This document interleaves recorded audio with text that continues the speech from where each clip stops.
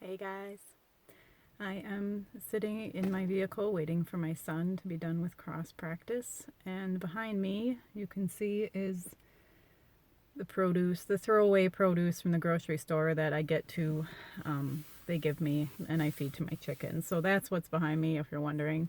I'm feeling very much like a YouTuber today, filming in my car, because I see a lot of people do that, but I had some time, so today I want to talk about my dad. It has been 2 years since I lost my dad.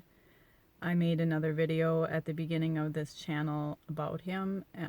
I did watch it back recently and it was pretty much all over the place and I was in a bad place about it.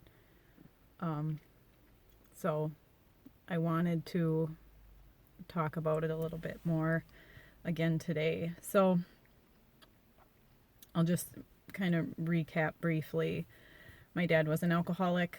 I hadn't had a relationship with him for about 15 years by my choice. He didn't, oops, he did not pursue me when I walked away, and he chose to continue to live his life the way he did. He went into work that morning and he had a heart attack in the bathroom and he was gone. And when I had made that video, I had dealt with it by not dealing with it. It was too much for me.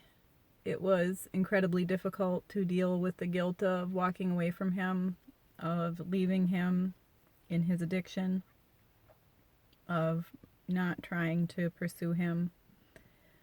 And I was very much hurting and feeling abandoned and realizing the scope of what it was to not have a dad as an adult woman, and now to permanently not have him because he's gone off this earth.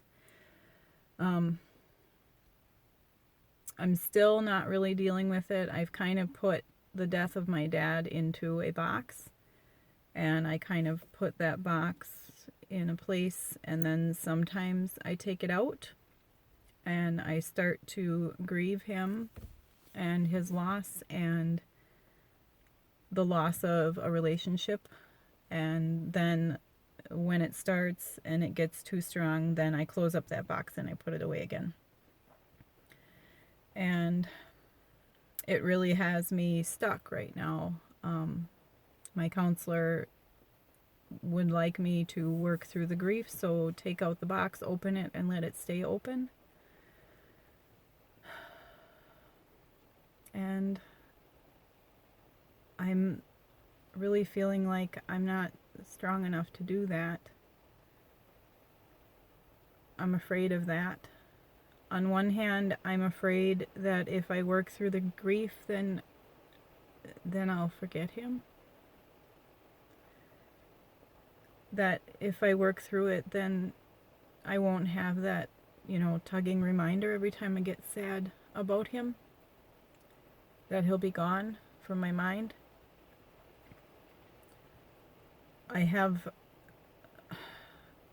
My brain has this brilliant way of, lots of people struggle with this, so it's not just mine, but my brain has this brilliant way of dissociating things that are too hard for me to deal with. So I'm afraid that if I go through it and grieve him and process it all out, that I'll forget, that my brain will tuck it away and then I won't remember. I needed a moment. The other part of it is that I'm really afraid to grieve it and process losing my dad because I really keep a very tight control on my emotions.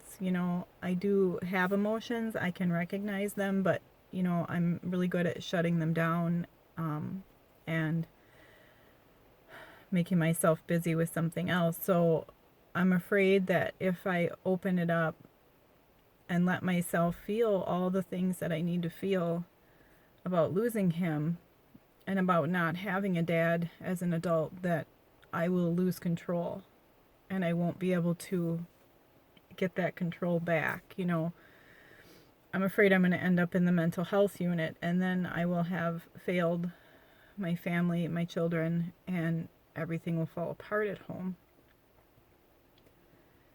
So I do need to do it. I know that it's affecting me.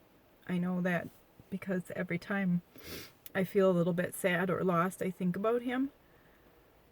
And I think about, you know, how broken my heart is.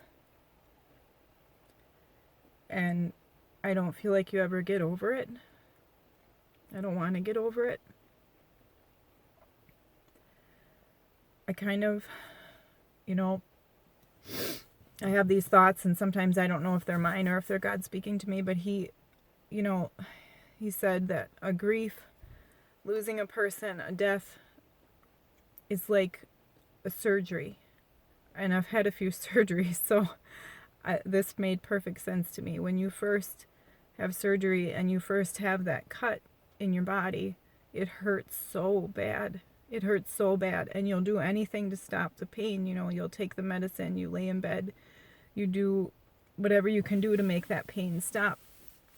And then as time passes, you know, you move through it and you get better and you heal, and it hurts less and less.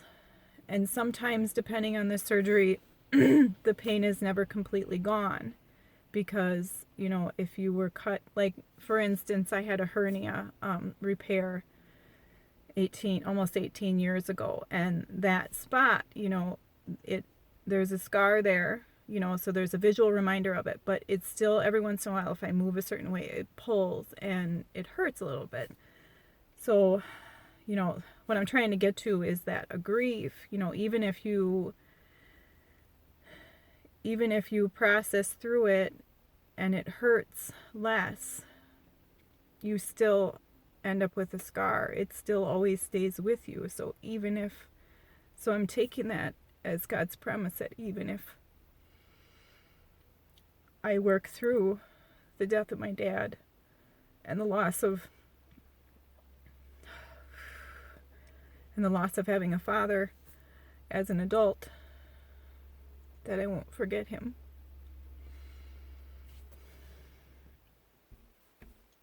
Now, I believe in heaven. I believe that people that accept Jesus go to heaven. Knowing what I know about my dad's beliefs, when I knew him, he will not be there. But you don't know what goes through someone's mind and their heart when they're on death's door. So my hope is that I will see him again, and that he will be, you know, fixed up and addiction free. So I just keep that, you know, in my mind. And yeah, I hope to see him again. So for my dad, I'm thankful for the love that he gave me, that dad that you gave me when I was a child. I'm thankful that you were so fun and lighthearted and kind to me, and that you loved me so much. I still feel that.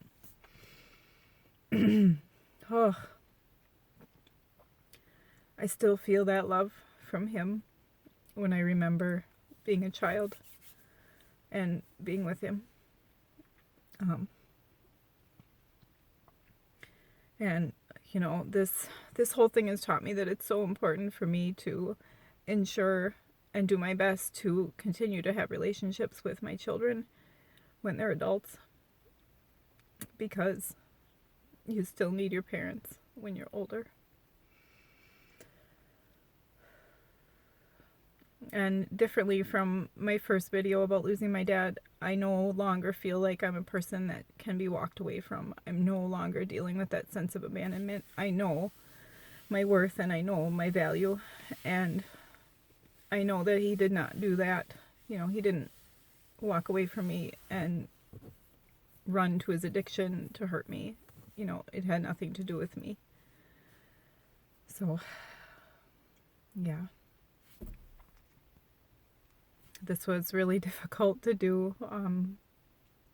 I think that's the most that I've said about this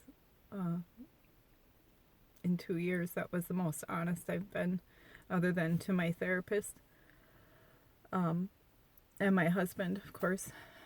And I think it's just the start of opening that box and leaving it open. And yeah, I gotta do it. I gotta work through it. I won't forget him. Thanks for watching, guys.